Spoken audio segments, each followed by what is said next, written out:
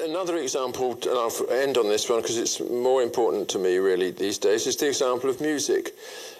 This too is part of the Lebenswelt.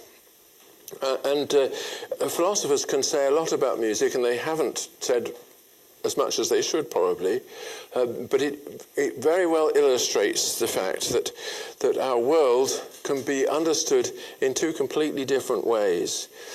A melody in music consists of a series of pitched sounds, as is obvious, and a physicist will say a lot about those sounds. You know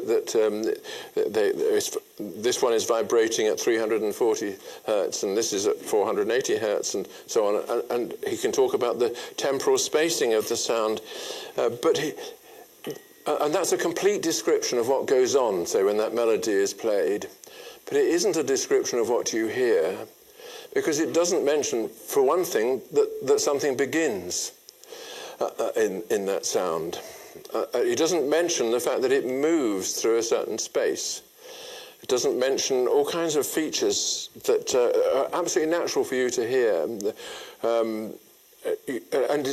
A melody can just be moving, preoccupying you completely, even though there is no sound.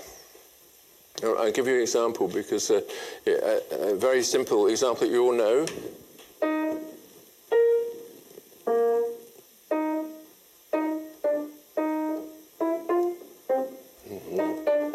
That's why my fingers. Anyway, as you hear, most of that consisted of silence, but it was moving all the time through that silence.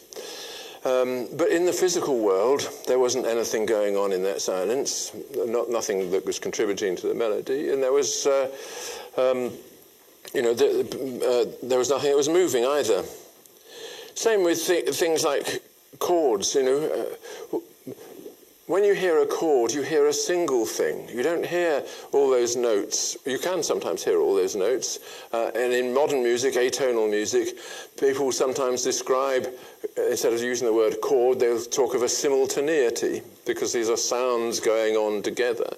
But most people would hear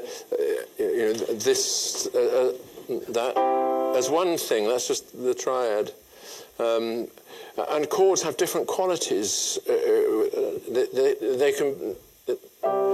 That's a much more transparent version of the same chord. And chords can be dense and heavy, so you can't push things through them. Here's a famous example, which from the Rite of Spring, where there's no space left in where you can push anything into it. Those are all, you say those are all metaphors. They're not really simple metaphors. They are describing exactly what music is. Music occurs in a one-dimensional space in which there are forces and fields, and things are attracted to each other and repelled from each other. Things move and so on.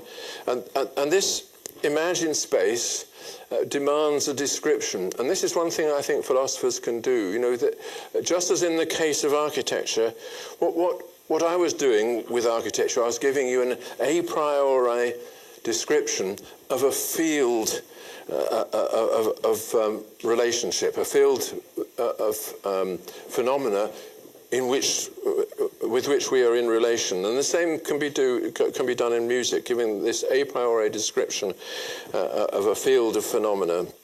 And I think that's something that philosophy does, and if it's done properly, it opens that field to our understanding and helps to support the judgments that a critic might make, the emotions that we might feel. If we have the great question, which everybody ought to have, why does music matter? And if it does matter, which music should I really be cultivating an interest in? That is a serious question.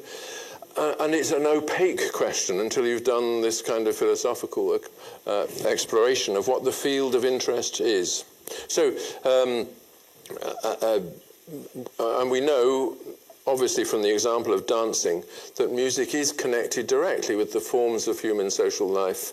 And as Plato said, the forms of music and poetry cannot be changed without changing the basic laws of the state, which is a very frightening thing if it's true, because it means that an awful lot has changed other than just music in our lives.